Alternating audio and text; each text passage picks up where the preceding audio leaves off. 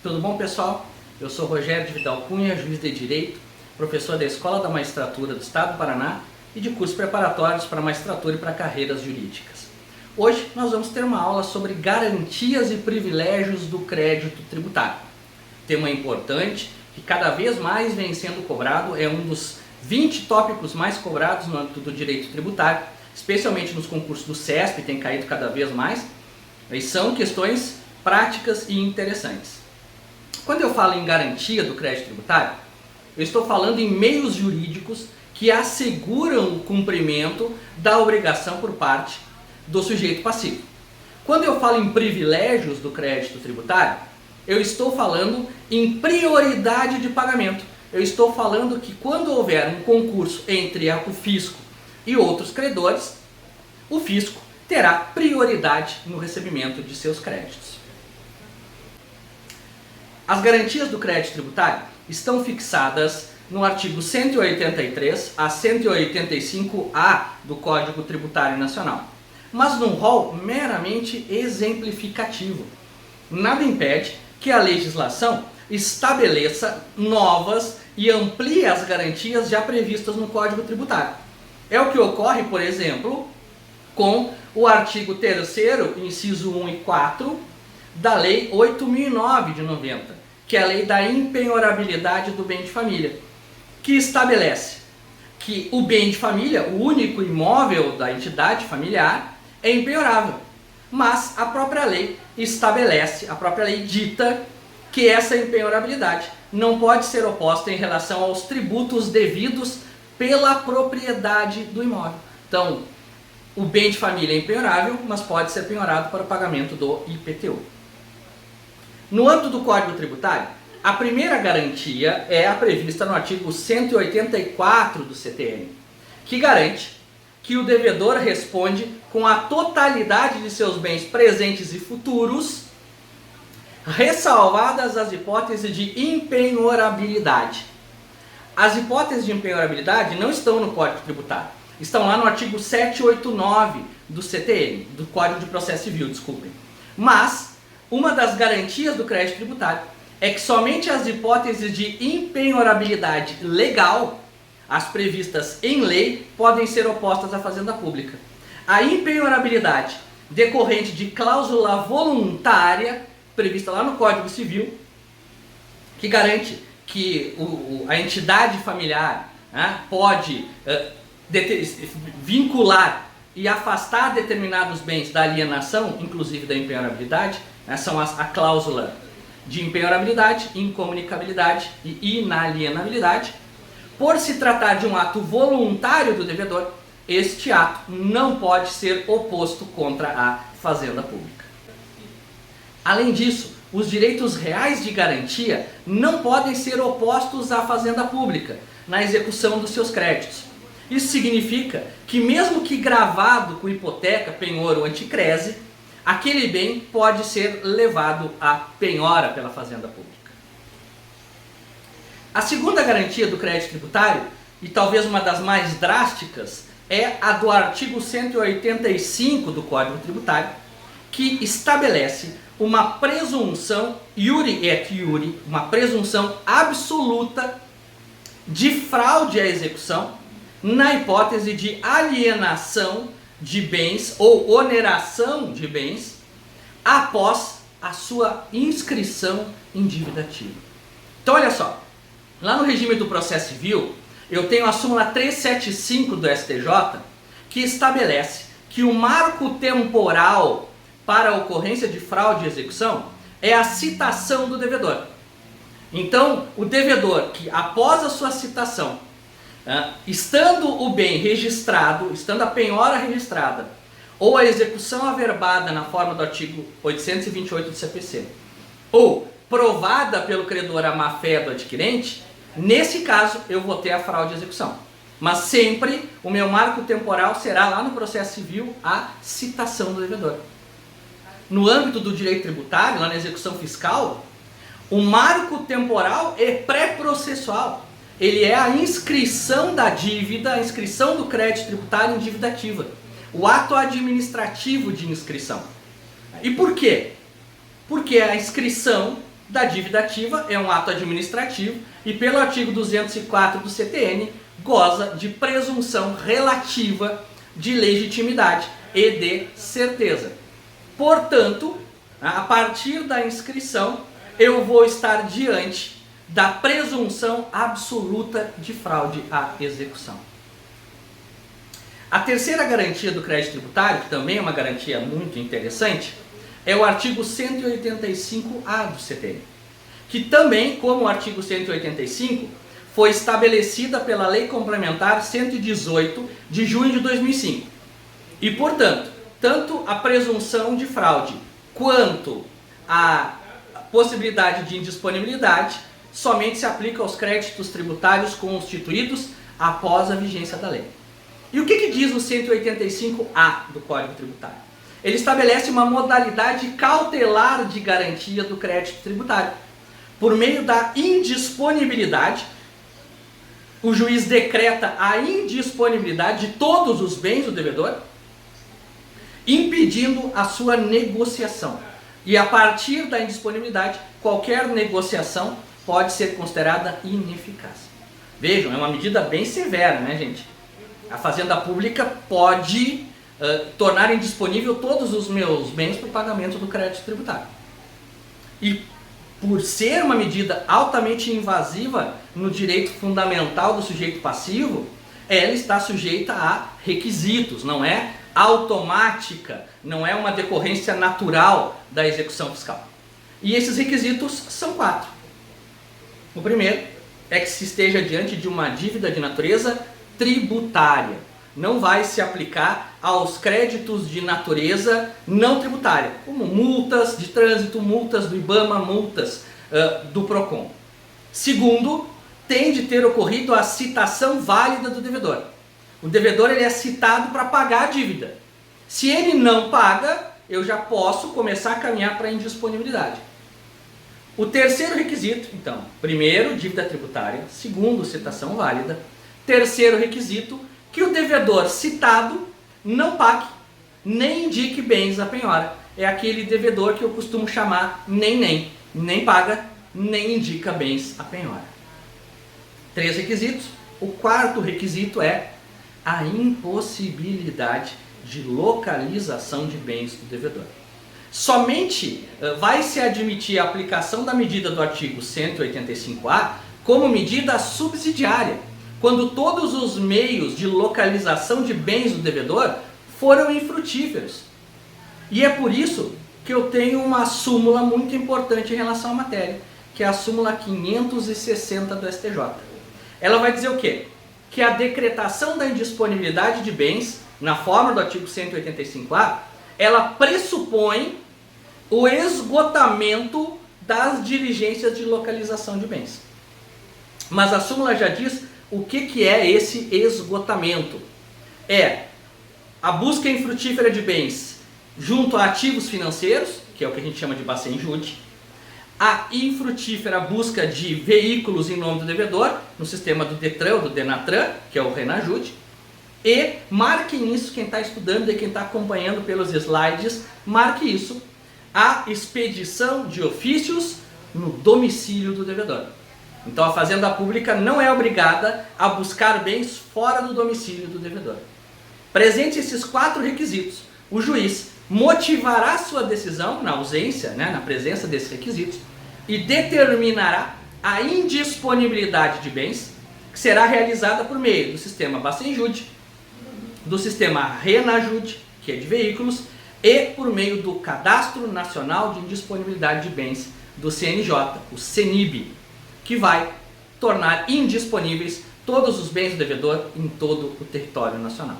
Então vejam, é uma medida drástica, é uma garantia severa em favor da administração tributária, mas que é uma garantia, eu confesso que do ponto de vista prático eu nunca vi funcionar. Eu trabalho em vara da Fazenda Pública e já há bastante tempo na magistratura, nunca vi a indisponibilidade representar um ganho para a administração tributária. Mas é uma medida severa e é uma medida que somente se legitima quando preenchidos esses 4 requisitos. Dívida ativa tributária, citação do devedor, não indicação de bens pelo devedor e não encontrados nenhum outros bens por meio dos sistemas disponíveis ao Poder Judiciário. Então, pessoal, nós falamos agora falamos até agora das garantias do crédito tributário e agora vamos falar um pouquinho dos privilégios do crédito tributário. Quando eu falo privilégios, eu estou dizendo que o crédito tributário ele tem prioridade de satisfação em relação a todos os demais créditos, ressalvados os créditos de natureza trabalhista e os créditos de natureza acidentária, aqueles decorrentes de acidente do trabalho. O artigo 186 do Código Tributário é que estabelece a preferência de pagamento do crédito tributário em relação aos demais créditos, ressalvados os trabalhistas e acidentários. O que quer dizer isso, pessoal? Isso quer dizer o seguinte, que sempre que eu estiver diante de um concurso de credores, de um concurso individual, tá? Quando eu tenho mais de um credor cobrando o mesmo devedor, tá? Eu tenho chamado concurso individual. Nesses casos, independente da ordem de penhora, eu sempre vou pagar primeiro a Fazenda Pública, ressalvados os créditos trabalhistas e acidentários. A gente vai ver daqui a pouquinho que lá na falência é diferente. Aqui eu não tenho um juízo universal, eu tenho um concurso individual. Eu tenho a Fazenda Pública e o Banco X, os dois estão cobrando. Eu tenho a Fazenda Pública e o Joãozinho, os dois estão cobrando do devedor. Vamos lá então. O que quer dizer isso? Isso quer dizer o seguinte, que sempre que a Fazenda Pública tiver um crédito e for cobrar este crédito judicialmente, e houver outro credor que tenha penhorado o mesmo bem, a Fazenda Pública tem preferência na ordem de receber. E olha só, o atual Código de Processo Civil, lá no artigo 908, ele não exige nem mesmo prévia penhora para o reconhecimento da preferência do crédito tributário. Basta tão somente que este crédito esteja constituído e seja exigível. Então olha lá, mas como é que isso funciona na prática, Rogério? Funciona da seguinte forma. Vocês estão lá, entraram com uma execução de título executivo extrajudicial contra mim, cobrando 50 mil reais. Vocês foram lá, penhoraram o meu carro, avaliaram o meu carro, pagaram as custas do avaliador, pagaram o mandado do oficial de justiça para fazer a avaliação. Levaram o bem a leilão, pagaram a publicação dos editais no jornal. O meu carro foi arrematado por 40 mil reais. E no dia, eu não embarguei, portanto lá tá, entregou o bem, foi levado a leilão. E no dia que vocês pedem para o juiz, excelência, libera meus 40 mil reais aí, vem a procuradoria do município, para a qual eu também devia 50 mil reais a título de IPTU, e diz, olha, eu tenho aqui um crédito lançado, constituído definitivo de 50 mil reais, paga para mim primeiro. E o juiz vai entregar esses 40 mil reais que vocês arrecadaram para a Fazenda Pública. Isso é o privilégio do crédito tributário. Então, não há necessidade hoje sequer de penhora, salvo nas hipóteses que a gente vai ver daqui a pouco no concurso entre pessoas jurídicas, pessoas de direito, pessoas políticas, entre a União, os Estados e o Distrito Federal. Agora, se o crédito for de natureza trabalhista ou acidentária, nesse caso ele vai ter preferência sobre o crédito tributário.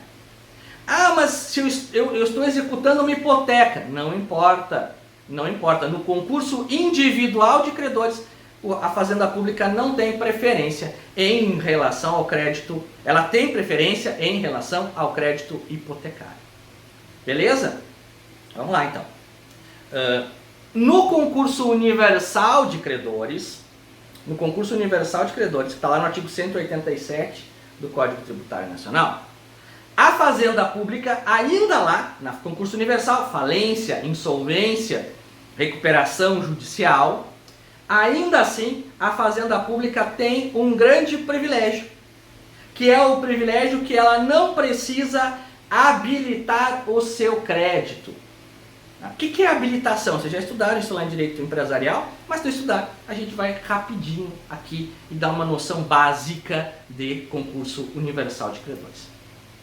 No concurso universal, eu tenho um devedor que deve para muitas pessoas, e ao invés de ter várias execuções, cada uma em um juízo, eu junto todas essas execuções em um chamado juízo universal. Por isso, o concurso universal de credores. E eu, administrador judicial, tá? Representante, auxiliar do Poder Judiciário, eu vou juntar todos os credores, ordená-los pela sua preferência e vou pagar cada um proporcionalmente. Beleza? É assim que funciona.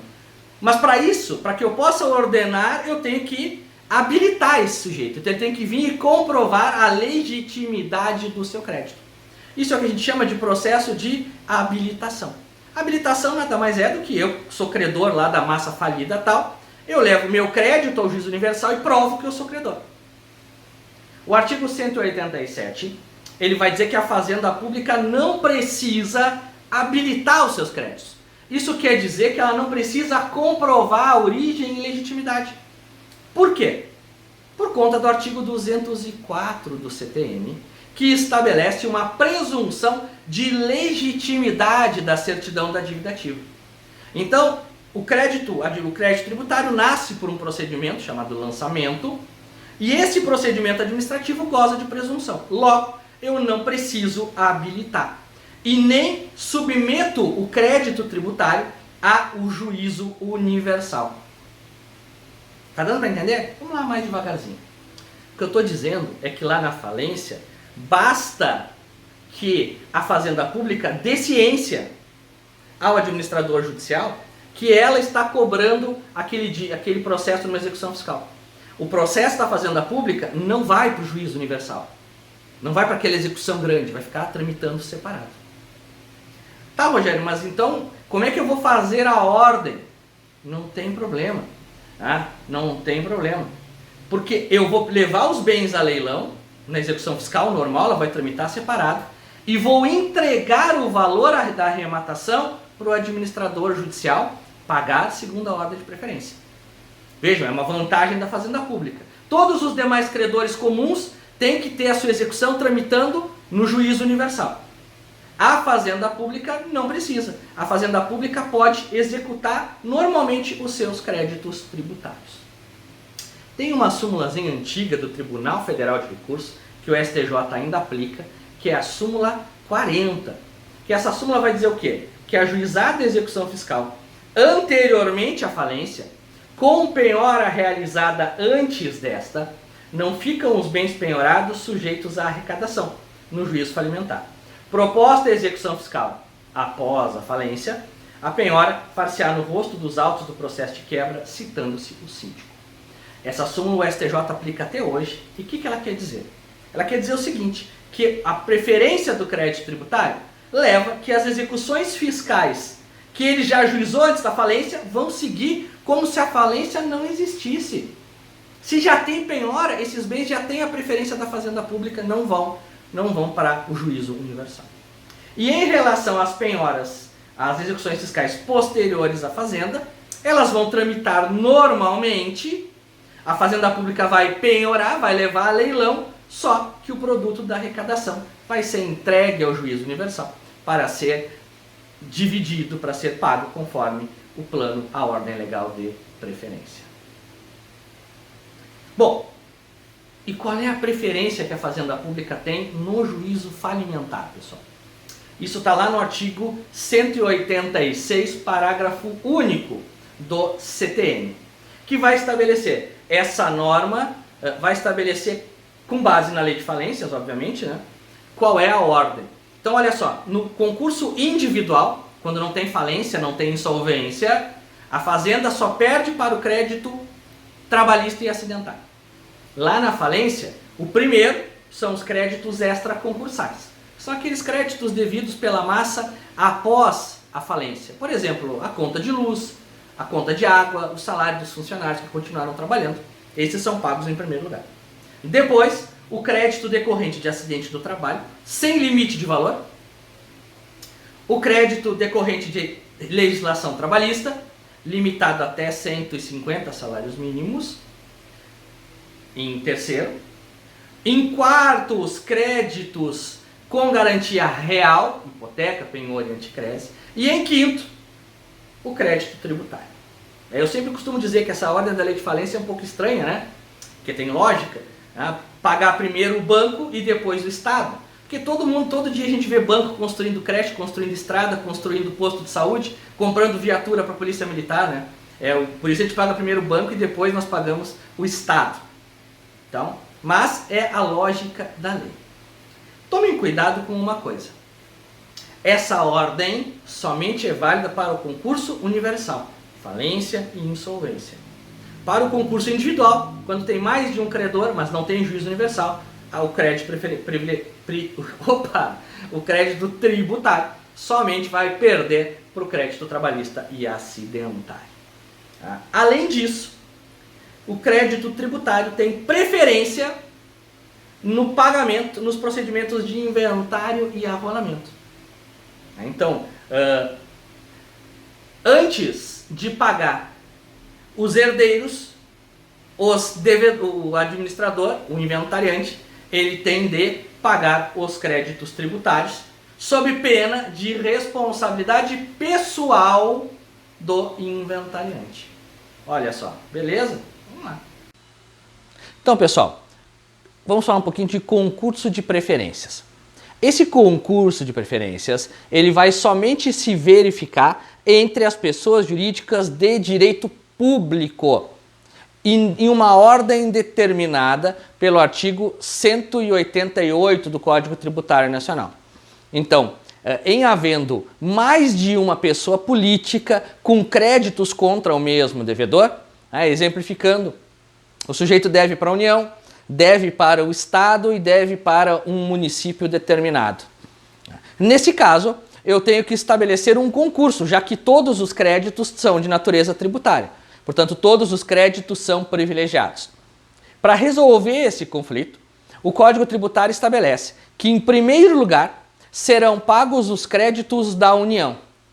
Em segundo lugar, serão pagos os créditos dos estados e do Distrito Federal, conjuntamente e pró rata. Isso quer dizer o seguinte: se concorrem, se o crédito lá, se o valor que está bloqueado, penhorado para ser liberado é de R$100 mil, e a União tem um crédito de R$150 mil, a União recebe 100 mil, recebe a integralidade.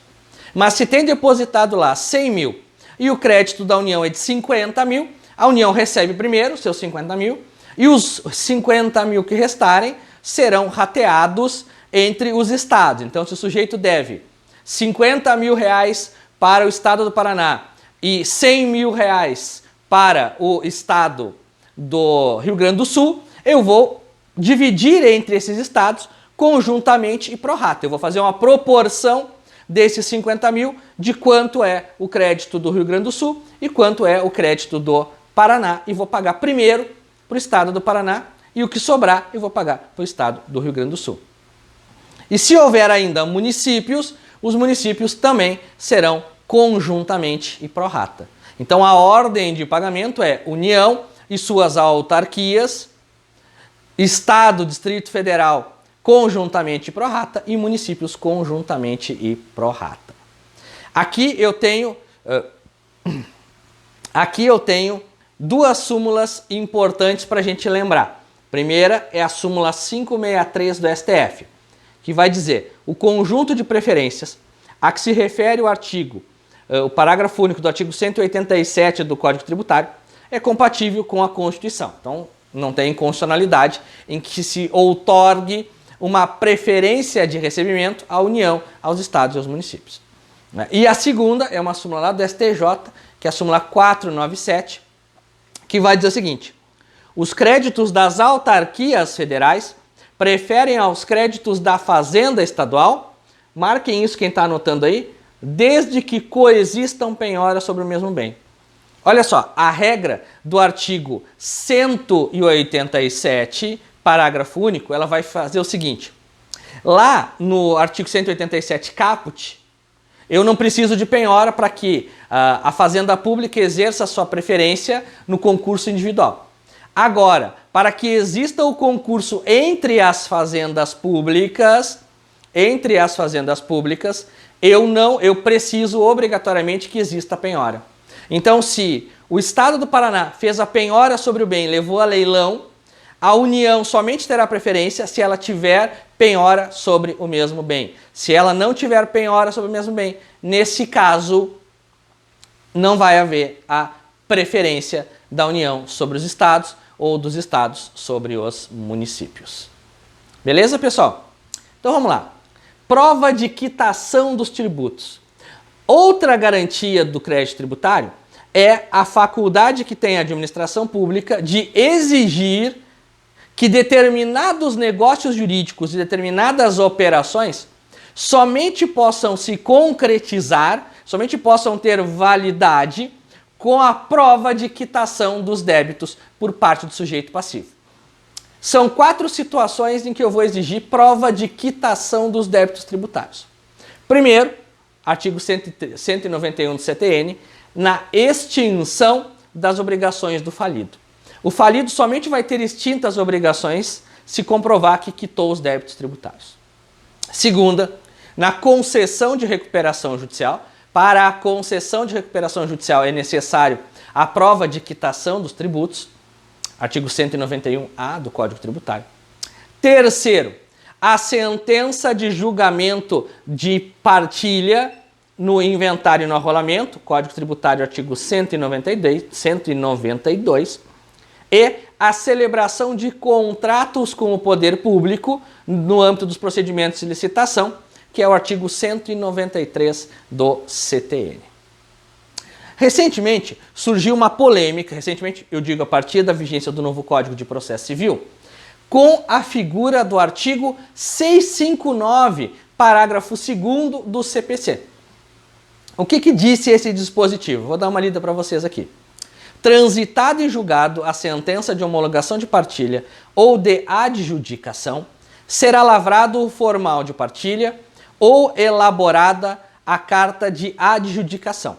E em seguida serão expedidos os alvarás referentes aos bens e rendas por ele abrangidos, intimando-se o fisco para o lançamento administrativo do imposto de transmissão e de outros tributos, porventura incidentes conforme dispuser a legislação tributária.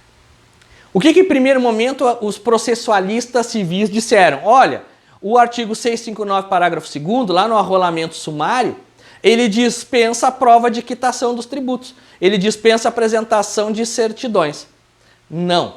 O STJ, lá no informativo 634, do finalzinho do ano passado, um dos últimos, entendeu que esse parágrafo 2º do artigo 659, ele não diz respeito ao artigo 192 do CTN.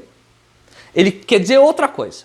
Então, qual é a interpretação que o STJ fez, que é a interpretação efetivamente correta?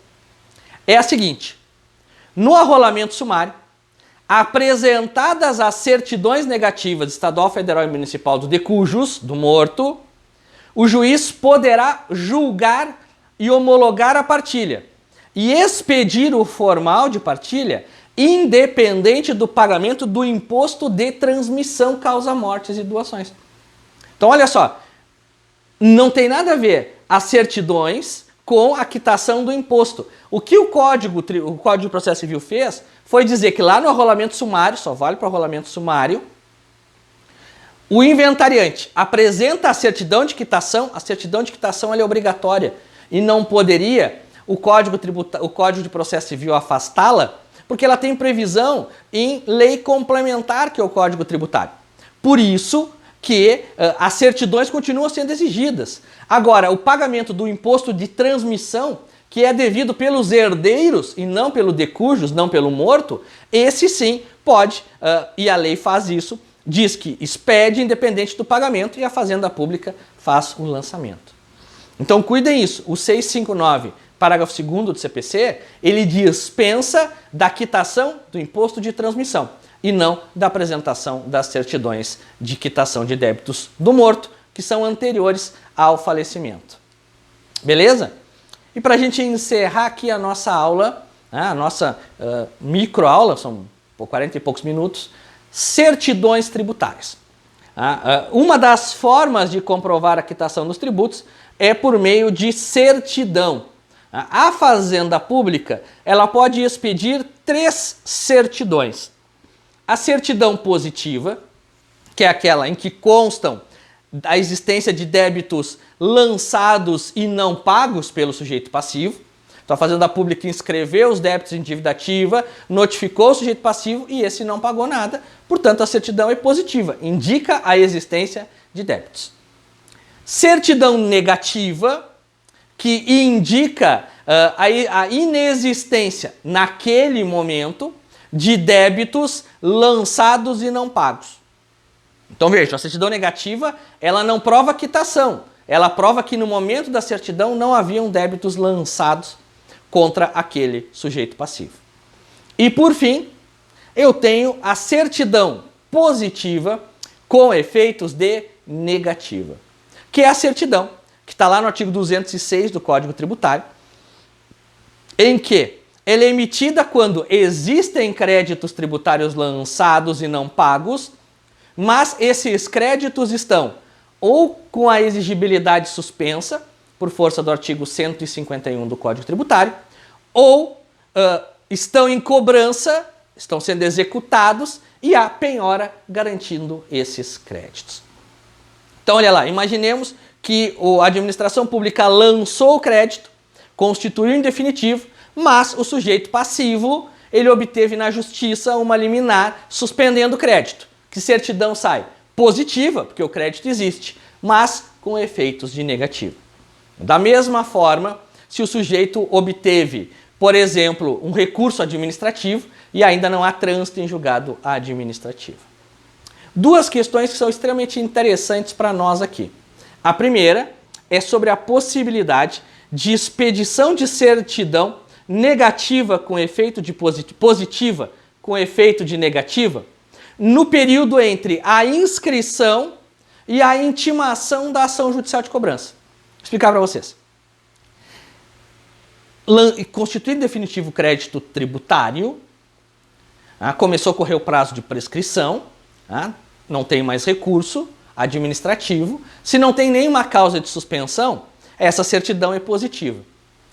Ela poderia ser positiva com efeito de negativa se eu tivesse execução fiscal e oferecido bens à penhora. Mas olha só, a Fazenda ainda não executou. A Fazenda ainda não executou. Eu não quero discutir, eu vou discutir lá adiante. O STJ, tema, tese 237. Em direito tributário hoje, cada vez mais nós temos que trabalhar com os temas e as teses repetitivas do STJ.